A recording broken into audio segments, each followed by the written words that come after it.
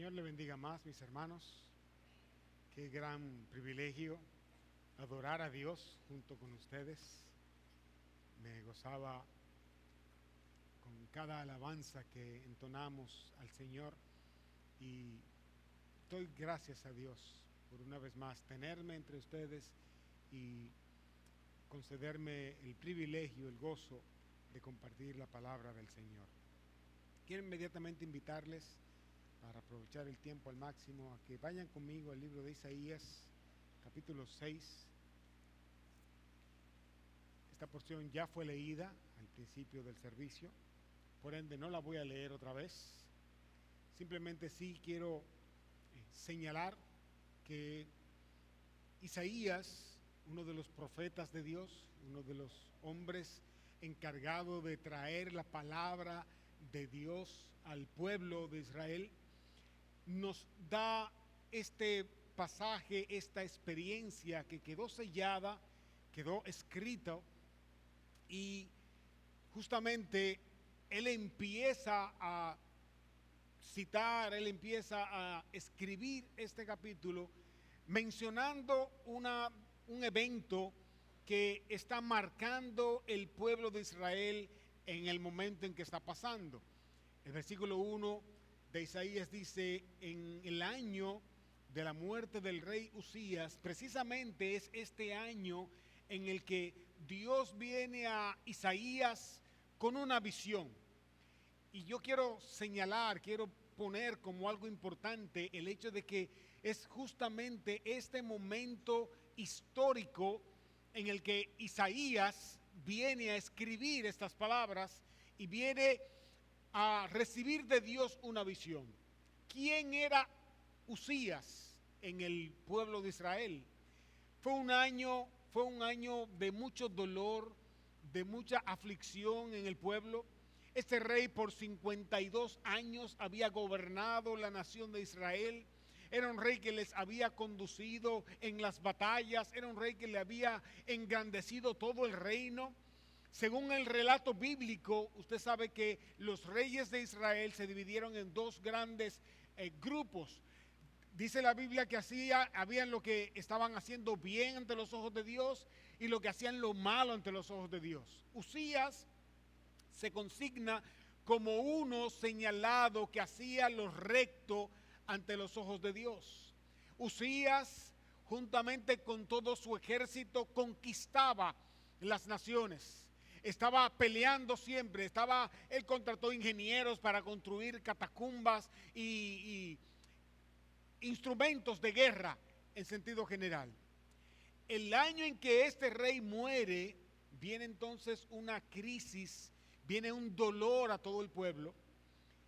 Y dice a Isaías que en ese año en que el pueblo está inmerso en este dolor, en este pesar, en este duelo, Isaías recibe una visión de parte de Dios. Yo quiero hacer la diferenciación entre lo que es el acto normal del profeta cuando recibía palabra de Dios, que cuando tiene una visión. La profecía era parte de el quehacer del profeta. El profeta estaba para recibir palabras de Dios.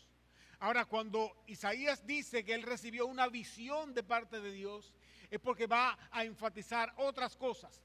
Dios va a poner a Isaías en una experiencia en el que cada detalle que él le va a señalar en esa visión es importante. Por eso, mis hermanos, yo quiero invitarles a que juntos vayamos a la presencia de Dios y le pidamos al Señor su dirección, le pidamos al Señor su ministración en esta mañana respecto de la visión que Isaías recibió de la persona de Dios. Si son tan amables, acompáñenme a orar. Padre, una vez más, nosotros llegamos a ti en el nombre de Jesucristo, ese nombre que es sobre todo nombre. Es el nombre en el cual dice tu palabra que un día toda rodilla se ha de doblar y ha de confesar que Él es el Señor, para gloria tuya, oh Padre.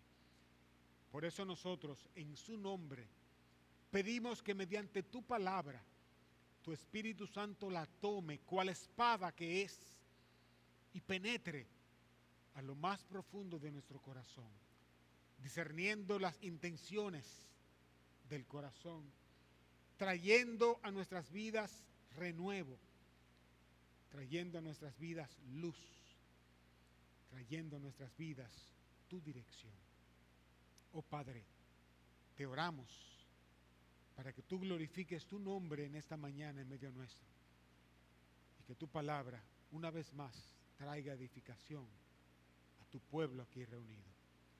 No solo oramos por nosotros, oramos por cada escenario en el que tu palabra en esta mañana se está abriendo en todo el mundo.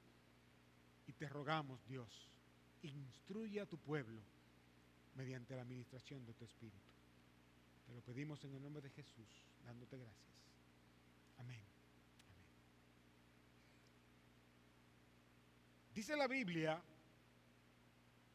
que en este año, gracias hermano, el año en que muere el rey Usías, el Señor trae a la persona de Isaías una visión.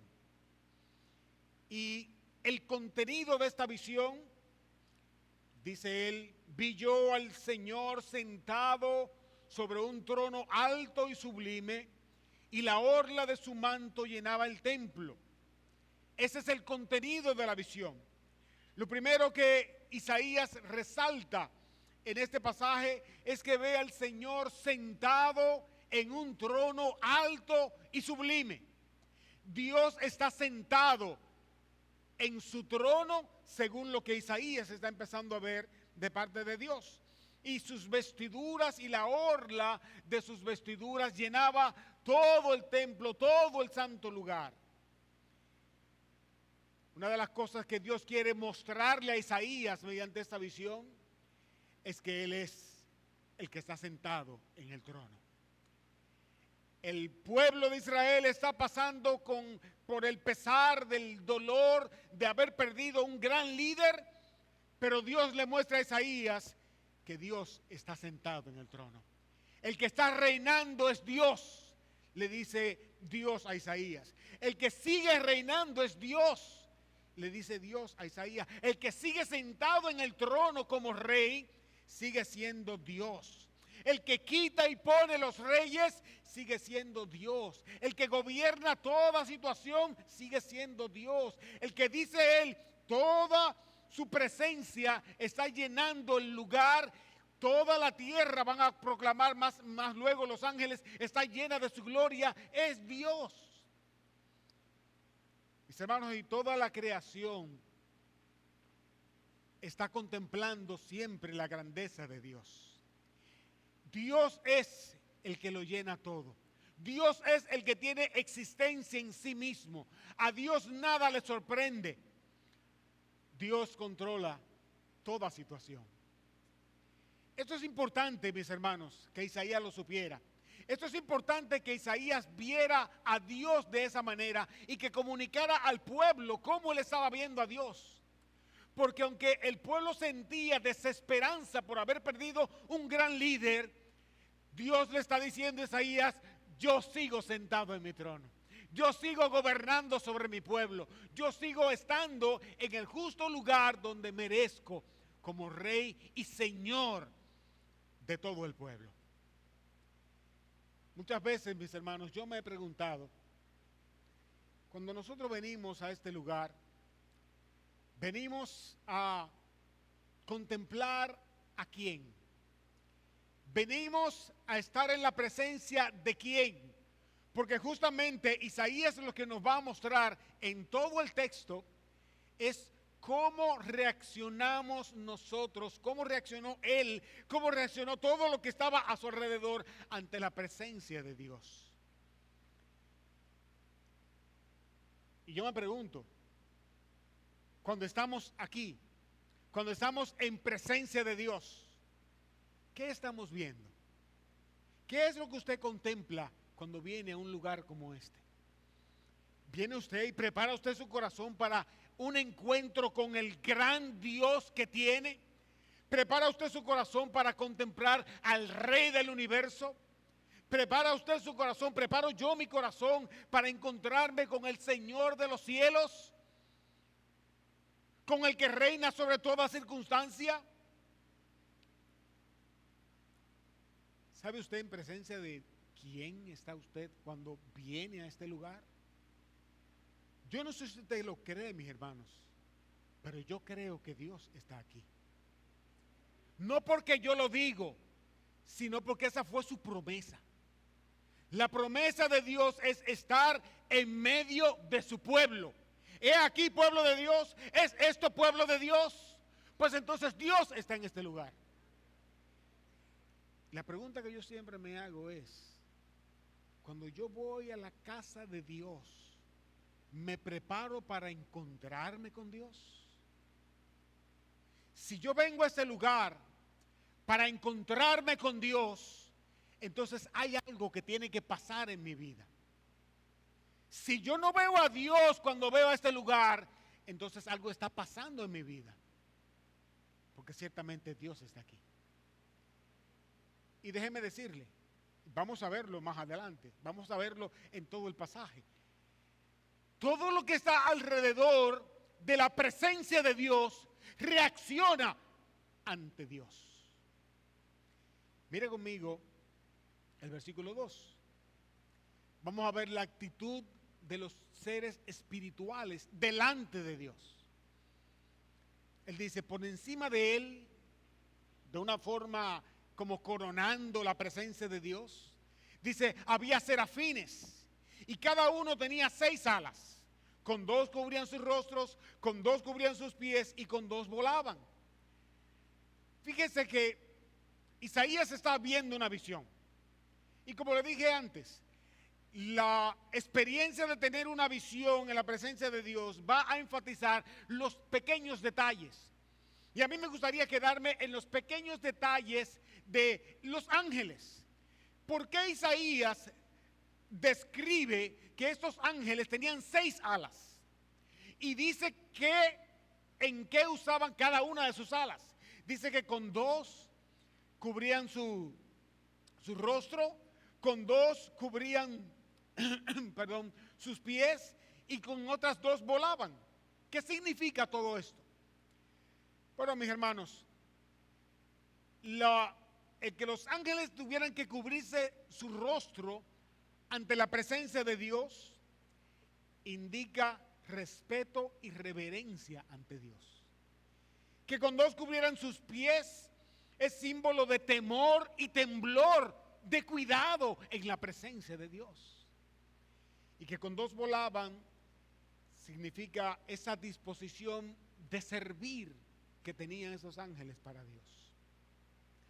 Ahora, mis hermanos, yo me pregunto, ¿por qué los ángeles necesitaban tener respeto y reverencia delante de Dios? ¿Por qué los ángeles debían tener cuidado de estar en la presencia de Dios? ¿Por qué los ángeles necesitaban tener una disposición de servicio ante Dios? ¿Por qué los ángeles tenían estas funciones? Si usted se pone a pensar en el pueblo de Israel y las instrucciones que Dios le dio al sumo sacerdote, vayámonos por un momento allá, a ese lugar, en donde Dios le dijo al sumo sacerdote que iba a entrar una vez al año a oficiar el culto de expiación por el pecado, allá en el lugar santísimo, en la presencia de Dios, donde iba a entrar el sacerdote, el sumo sacerdote solo podía entrar ahí. ¿Usted sabe qué circunstancia rodeaba esa experiencia? Él debía entrar a ese lugar, a ese santo lugar, a la presencia misma de Dios. Y debían atarle una cuerda en el pie, en una de las piernas. ¿Sabe por qué? Porque si se encontraba algún pensamiento impuro en el corazón del sumo sacerdote en el momento de estar en la presencia de Dios, ¿sabe qué hacía Dios? Lo fulminaba en ese momento. caía muerto. Y como nadie podía entrar al lugar santísimo, había que alarlo con una cuerda para sacarlo de la presencia de Dios. Fíjese con cuánto cuidado Dios ordenó a su pueblo para que alguien estuviese en su presencia. Una vez más me pregunto, ¿cómo te preparas tú para venir a la presencia del santo Dios que tienes? ¿Cómo nos preparamos nosotros para estar delante de Dios? Dice la Biblia que los ángeles tenían esas alas y cubrían sus rostros, cubrían sus pies, y con dos volaban. También tenían esa disposición de servicio. Lo vamos a ver más adelante en qué usó los ángeles, cómo usaron los ángeles para servir a Dios inmediatamente a su respuesta. Yo me sigo preguntando, ¿tenemos nosotros el mismo respeto de estar en la presencia de Dios? Lamentablemente tengo que decir que muchas veces nuestro cuerpo está sentado en este lugar. Nuestro cuerpo está visible aquí, pero no siempre nuestra mente está conectada a la presencia de Dios. No siempre nosotros estamos pendientes de que estamos en la presencia de Dios. Y mire, mi hermano, yo creo que si usted no está escuchando o respondiendo a la presencia de Dios, no se preocupe, usted no es el único. E Isaías nos va a mostrar la manera, por su experiencia, la manera en que al mirar todas esas cosas prepara Dios el corazón de Isaías, incluso para oír a Dios. Ahora déjeme decirle, si usted vino aquí a este lugar a escuchar a Dios, prepare su corazón. Dios va a hablar a su vida en el día de hoy. Lo cual significa que si usted no quiere escuchar a Dios, este es el momento ideal para que usted se pare y salga por esa puerta y se vaya. Si usted no quiere oír a Dios. Ahora, si usted se quedó aquí, ya no podrá desoír lo que va a escuchar. Sobre usted quedará entonces la responsabilidad de responder ante lo que Dios le diga. Porque si Dios está en este lugar, Dios va a hablar a su corazón. Dios siempre está hablando. Dios siempre está guiando a su pueblo. Y puedo decirle que al escuchar palabra de Dios, le va a pasar lo mismo que Isaías. Si usted escucha la voz del Señor en esa mañana, le va a pasar exactamente lo mismo que Isaías. Usted no podrá salir de este lugar igual que como entró. Eso pasó con Isaías. Isaías no salió del lugar en el que estaba teniendo esta visión igual que como había salido. Todo lo contrario. Vamos a ver luego la respuesta de Isaías. ¿Qué hacían entonces los ángeles en la presencia de Dios? Vimos cuál era la actitud de los ángeles, pero ¿qué hacían ellos? Dice el versículo 3, el uno al otro daba voces diciendo, Santo, Santo, Santo, el Señor de los ejércitos, toda la tierra está llena de su gloria. ¿Qué hacían ellos entonces? Número uno, ellos estaban proclamando la santidad de Dios. Santo, santo, santo. Hablando del carácter de Dios. Reforzando lo que tiene que ver con el carácter santo de Dios. Y el hecho de que se mencionara 3 veces es para enfatizar y enfatizar y enfatizar en la santidad de Dios, en el cuidado que hay que tener ante el santo Dios. En segundo lugar, ellos proclamaban la autoridad de Dios. ¿Qué decían ellos? Santo, santo, santo, ¿quién? Jehová de los ejércitos. Jehová el grande, Jehová el fuerte, Jehová el poderoso, Jehová el vencedor, Jehová el rey. Recuerden que él está recordándole, Dios está recordándole a Isaías y al pueblo que él está sentado en su trono. Él sigue siendo Jehová de los ejércitos. Él sigue siendo el que pelea por el pueblo. Él sigue siendo el dueño del pueblo de Israel. ¿Y qué más proclaman ellos? Dice, santo, santo, santo Jehová de los ejércitos. Toda la tierra está llena de su gloria. Ellos proclaman entonces la majestad de Dios. Toda la tierra está repleta de la gloria de Dios. Por ende, nada escapa de su control. A Dios nada le pasa sin propósito. Nada se escapa de su voluntad ni de su propósito. Él es que gobierna sobre todo. Los ángeles están proclamando que es Dios el que gobierna, que es Dios el que tiene las fuerzas, que es Dios el grande y el poderoso. Si los ángeles proclaman a Dios de esa manera, me pregunto otra vez, ¿cómo debe estar usted proclamando a Dios? ¿Cómo debemos nosotros estar proclamando a Dios cuando venimos a exaltarle a este lugar? Tenemos igualmente, mis hermanos, que abrir nuestras bocas y publicar las grandes obras de Dios, publicar la grandeza de Dios, alabarle por lo que Él es, porque Él es santo, mis hermanos, porque Él es bueno, porque Dios es misericordioso. Cuando nos reunimos entonces, venimos a adorar y a proclamar a un Dios bueno, santo y poderoso. Esa era la actitud de los seres espirituales, los ángeles. Pero mire ahora lo que Isaías se detiene a ver en el versículo 4, la actitud de los objetos inanimados. Sí, mira, hasta eso vio Isaías. Él dice, y se estremecieron los cimientos de los umbrales a la voz del que clamaba, y la casa se llenó de humo. Óigame, Isaías observa que en la presencia de Dios, hasta los cimientos de los umbrales se estremecieron ante Dios. Todo estaba temblando en la presencia de Dios, y la casa, dice él, se llenó de humo, hablando de esa presencia de Dios.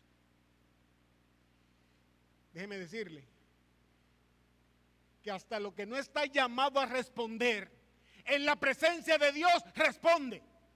Porque así es Dios, así es nuestro gran Dios. Dios mueve todas las cosas. ¿Sabe cómo lo dijo Jesús? Jesús, entrando un día en Jerusalén, vio la gran multitud que estaba proclamando la grandeza de Dios en Lucas capítulo 19, versículo 38 al 40. Lucas 19, dice el versículo 38.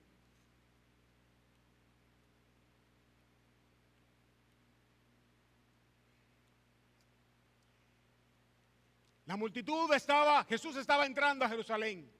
Y la multitud se levantó en un cántico de adoración a Jesús, diciendo, Hosana, bendito al que viene en el nombre del Señor, paz en el cielo y gloria en las alturas. Entonces dice la Biblia que los fariseos de entre la multitud le dijeron, Maestro, reprende a tus discípulos. Te están dando loor, te están dando un tributo, repréndelos. Respondiendo Jesús les dijo, os digo que si estos callan, las piedras clamarán. Si estos callan, otra versión dice, las piedras van a gritar. Porque la presencia de Dios, mis hermanos, hasta lo que no está llamado a responder, responde.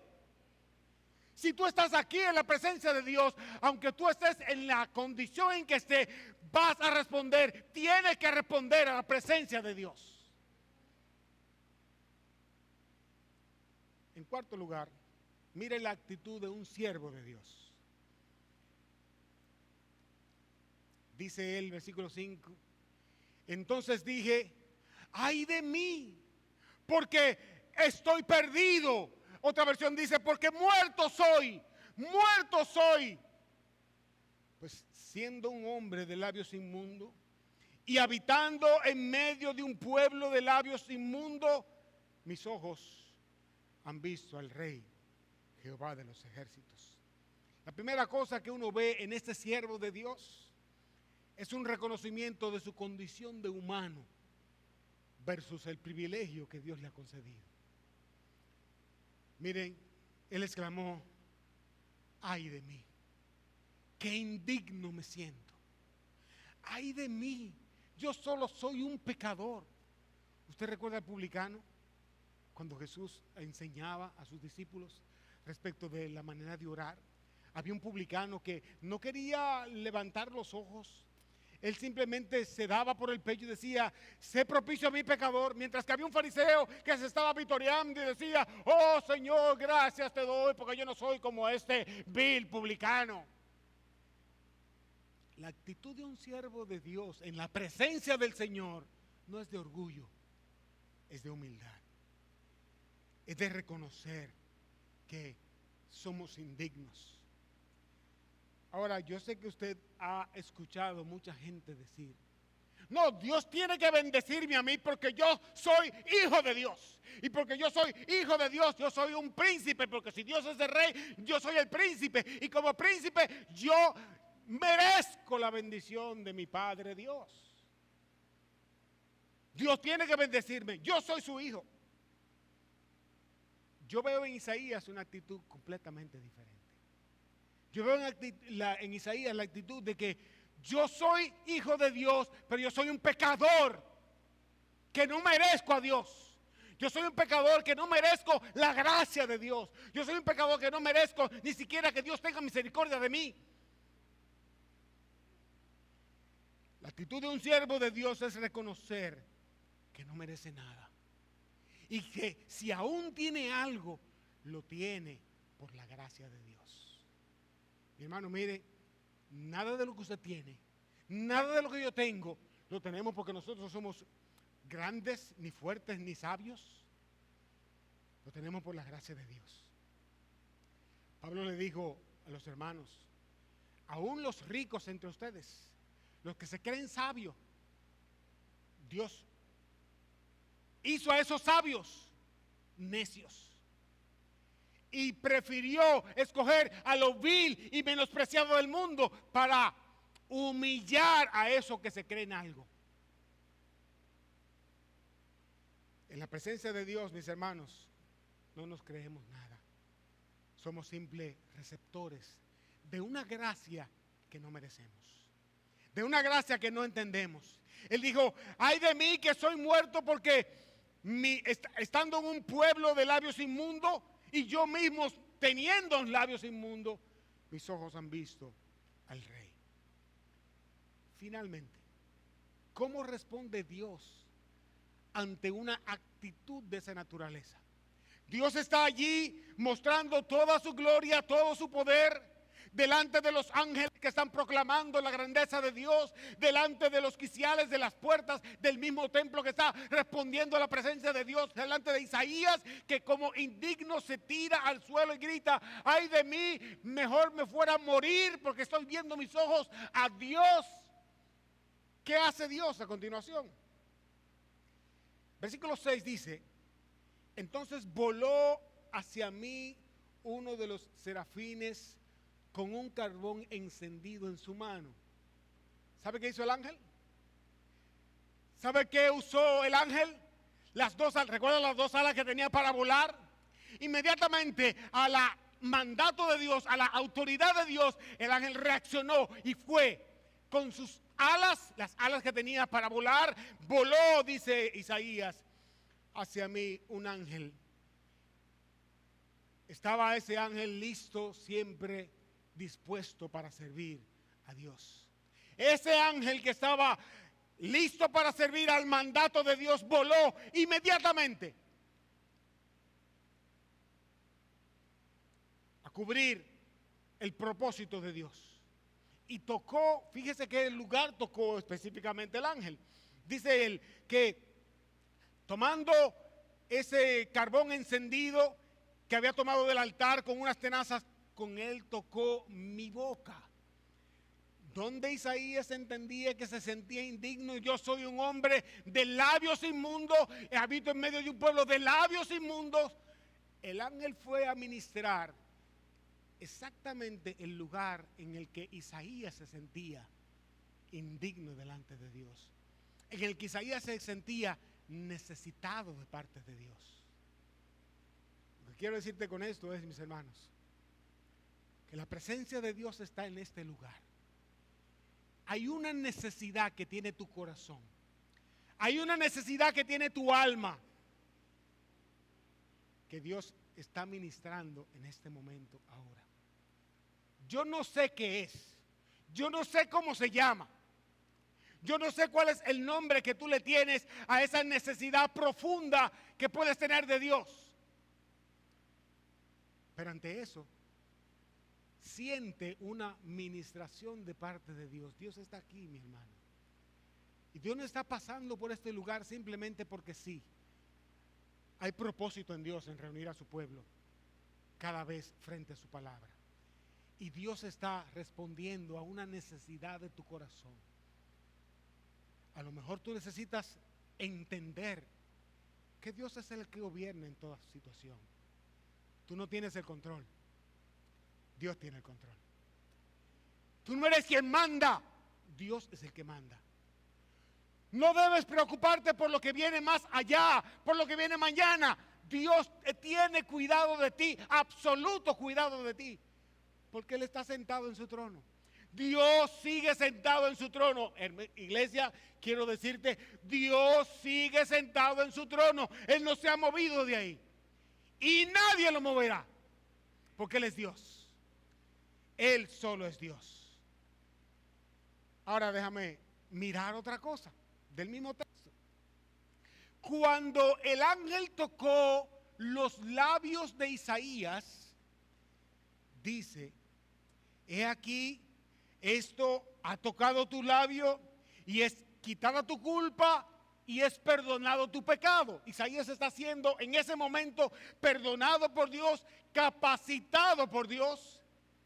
Y es cuando entonces el versículo 8, y yo quiero hacer una conexión en lo que él va a decir en el versículo 8, con lo que se decía en el versículo 2, dice que cada uno tenía serafines, cada uno tenía 6 alas, con 2 cubrían su rostro, con 2 cubrían sus pies, con 2 volaban, y el uno al otro daba voces diciendo: santo, santo, santo, el Señor de los ejércitos, toda la tierra está llena de su gloria. Y se estremecieron los cimientos de los umbrales. Aquí está la palabra que estaba buscando. A la voz del que clamaba. Cuando yo estaba estudiando este pasaje, yo me pregunté: ¿y por qué cuando Isaías habla de una voz que clamaba, no identifica esa voz? Había una voz que estaba clamando en el momento en que los ángeles estaban adorando a Dios. Había una voz que Isaías no podía discernir qué decía. Es entonces cuando Isaías reconoce su condición delante de Dios, cuando él es capacitado de escuchar qué decía la voz del que clamaba.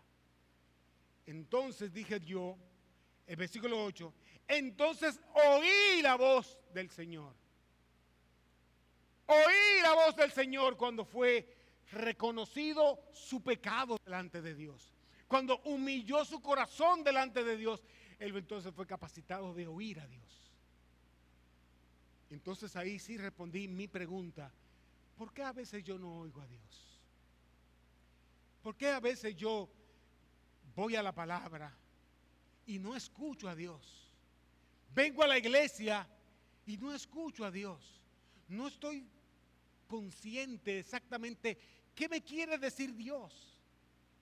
Cuando eso pasa, entonces, mis hermanos, revisa tu corazón. Hay cosas que no te están dejando escuchar la voz de Dios. Porque vuelvo, insisto en decir, Dios siempre está hablando a su pueblo. Dios nos ha dado su palabra y esa es la palabra de Dios que siempre debemos y podemos oír. Pero cuando se entrometen cosas que nos hacen ruido, no escuchamos a Dios. Isaías, reconociendo su pecado ante Dios, humillándose delante de Dios, reconociéndose indigno ante Dios, pudo entonces escuchar la voz de Dios. Y esta era la voz de Dios. La voz de Dios decía: ¿a quién iré? ¿A quién enviaré? Perdón. ¿quién irá por nosotros? Y fíjese que allí hay una doble enseñanza. Ciertamente Isaías fue capacitado de oír a Dios. Ciertamente fue Isaías capacitado de oír el mensaje de Dios. E igualmente fue capacitado de poder responder al mensaje de Dios. Porque entonces, cuando Isaías escuchó a Dios, él pudo decirle, ¿qué le dijo Isaías a Dios? Y dijo, ¿a quién enviaré? Yo respondí, heme aquí, envíame a mí. Y esta es una simple palabra, mis hermanos, que Isaías le responde a Dios. Dios le pregunta, ¿a quién voy a enviar? ¿Quién irá por nosotros? Isaías responde simplemente, heme aquí, envíame a mí. La pregunta que yo me sigo haciendo en esta mañana es, ¿cuántos están dispuestos cuando escuchan a Dios hablar a decirle, Señor, aquí estoy, envíame a mí? Señor, yo quiero hacer tu voluntad. Señor, yo quiero estar a tu disposición.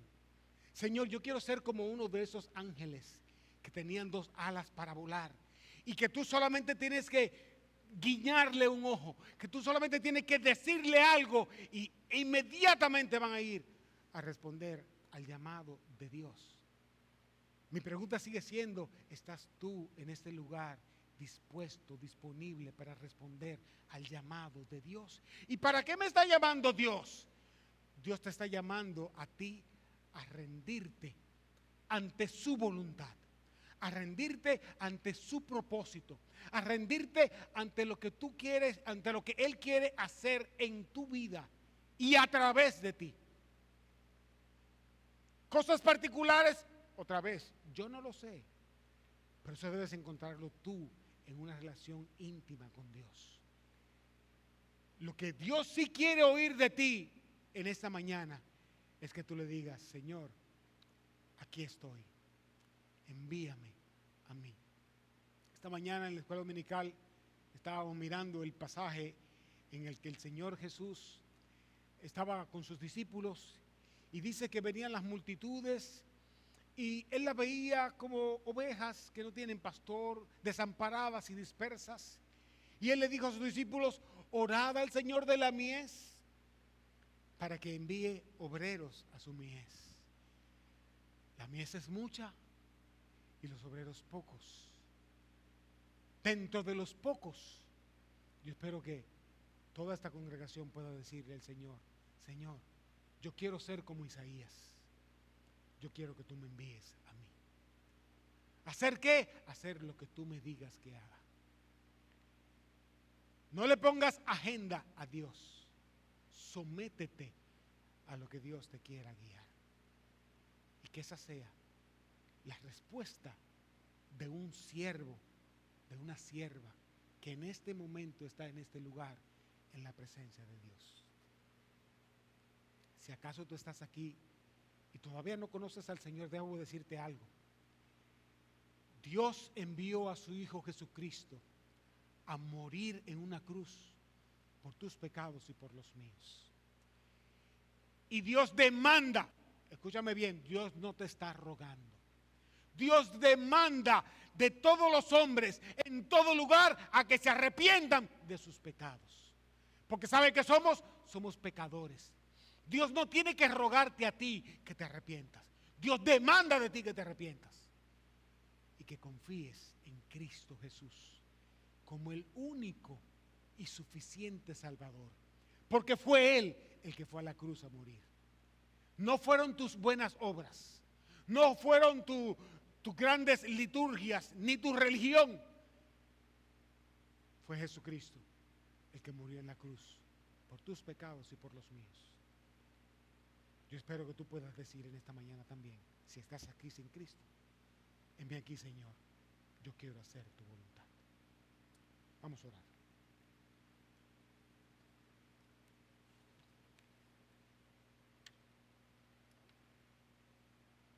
Otra vez.